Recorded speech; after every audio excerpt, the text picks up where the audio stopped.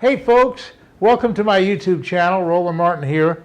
You know, over the years I've fished a lot of tournaments, and one of the things I'm kind of proud of, it kind of hurt me in the long run, but I'm still kind of proud of it, is the fact that I helped out my tournament partners.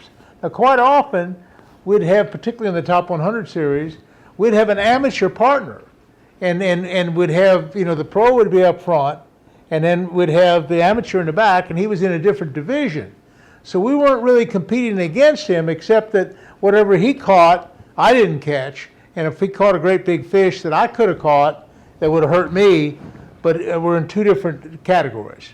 So the first one that comes to mind was we were fishing the Seminole, Lake Seminole. And I've won a couple big tournaments on Lake Seminole. And that particular day, I was really catching a lot of fish. And I'd gone way up the Flint River in my jet boat. I had a little jet boat that time. And it was perfectly legal to have a jet boat, and I went way up over these rapids, and I got up to this little creek, and I'd seen a great big shoal bass. A shoal bass is a different kind of fish. It's like a smallmouth, and it's kind of like a spotted bass, but it's a separate species of fish called a shoal bass. And at the time, the current world record was 8 pounds and 3 ounces. Well, anyway, I go up there, and I knew it was a big one, and I threw in there my jig, and I worked over this log, and I'd seen it fish in there a couple days before. And finally, just out of the goodness of my heart, I told my partner, I said, hey partner, he's not hitting my lure, maybe he'll hit your lure. And he threw in there and he caught it. He caught it on his lure. And it was 7 pounds, 14 ounces. It was only like 5 ounces off the world record. It was this huge fish. It was the biggest fish of the whole tournament. And that would have alone won me a bunch of money, but I was still proud that he caught it. But I actually felt like, you know, if I'd caught it, I would have just about won the tournament, number one, and I would have had big bass in the tournament, number two. But anyway, the partner caught it, and I kind of felt good that I helped him catch it. The second time was, I know you've heard of George Cochran. Now, George Cochran is a classic winner. He's out of Little Rock, Arkansas.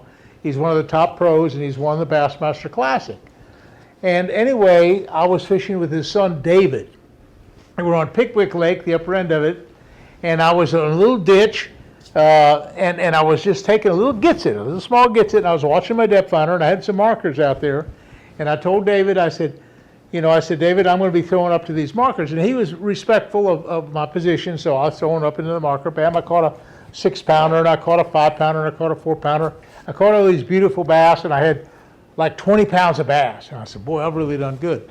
I said, David, you haven't caught any fish. Why don't you come up here and throw up there? Just go ahead here. Take one of these gitsits. And I was trying to help him out. And he put the gitsit on. He throws up there. He catches a 7-pound, let's see, a 7-pound 11 or 7-pound 11 or the 7-pound 12-ounce smallmouth bass.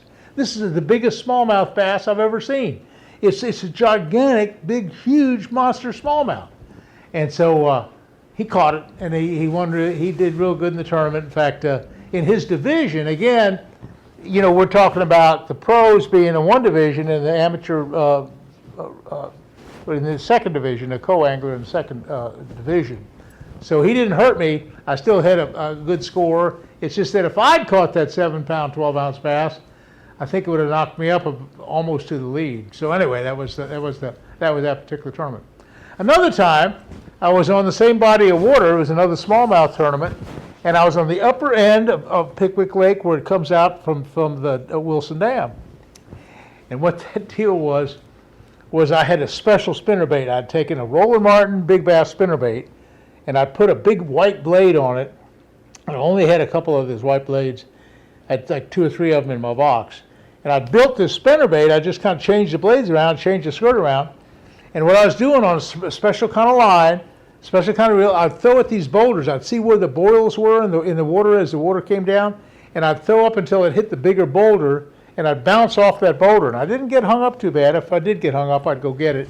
But anyway, I'd caught a 4-pounder, and I caught a couple 3-pounders. I had like 16 pounds of bass, which is enough to put me way up in the top 10 or so in the tournament. So I had a really nice string of bass.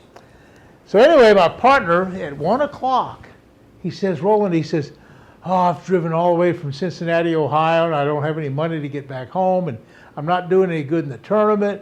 And the golly day, I don't know what to do about even getting back home. And so I said, well, I'll tell you what, maybe you can win some money. Here, let me build you a spinnerbait. So I built him, I took a white blade, I had another white blade, and I took another thing, and I said, what kind of line you got? I changed his line. It took about 15 minutes, because I had a big 16, 17-pound bag. I knew that, I could do a little bit better, but that'd help him out. So anyway, he puts his spinnerbait on, and on the second or third cast that he makes, I'm coaching him. I'm saying, throw up there with that boil, just above the boil, and then hold your rod up and just try to bump that big boulder, and boom, he catches another one, 7.5 pounds. It's the biggest bass of the coangler whole division, 7.5 pound smallmouth. That's huge. 7.5 pound smallmouth is gigantic. Anyway, he catches it. I've never caught one over 6.5 pounds, so 7.5 pounds is really something. So anyway, he catches that fish, and he's just on top of the world. Well, then we make another drift or two, and it's now 2:30, and we have to get in about 3:30. So we have about an hour to go, and he's got that one big one. He makes another cast, I'm coaching him some more. I throw over there, and he hooks the one. Almost 6.5, over 6 pounds. It's over 6 pounds, the second one. It's big as anything I've ever caught in my life. Now he's got two of them like that. The big giant fish, his two fish weigh almost what my 5 weigh. Anyway, finally with just a few minutes to go, we get down by the bridge, and I said, let's make one more drift. And we're down there, and he throws out there, and he catches one over 4 pounds. His third fish, and the co-anglers can only weigh in 3 fish.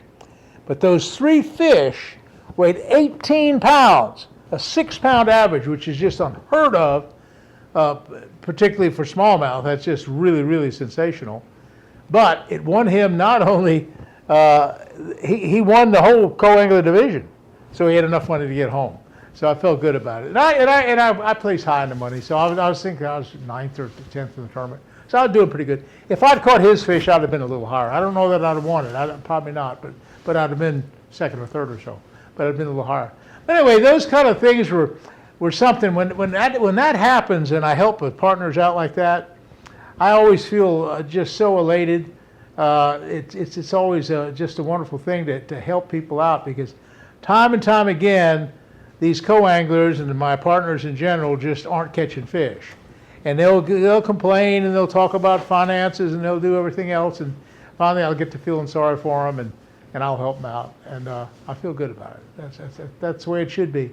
In fact, when we fish together, any time that I'm with a partner or a guide trip or anything, now that I'm guiding, my whole deal is to have other people catch fish.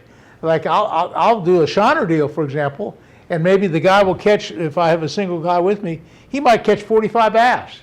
Roland will catch like 1. And that's just because his 2 or 3 rods are all tied up, and another 3rd or 4th rod was zooming off, and I had to grab it to save the rod. But so anyway, the whole issue is that I don't need to catch fish. I just need to help other people catch fish. Kind of at my age, is kind of what's happening. I can pass on the legacy of my knowledge and expertise, and somewhat I know a little bit about fishing. I can't fish as well as I know it, but I can at least tell you about it and maybe have you be a better fisherman. That's kind of my goal. Okay, folks, hey, listen, hit that like button. I hope I told you a few things or two and a few stories along the way. We'll see you again soon. Thanks for watching.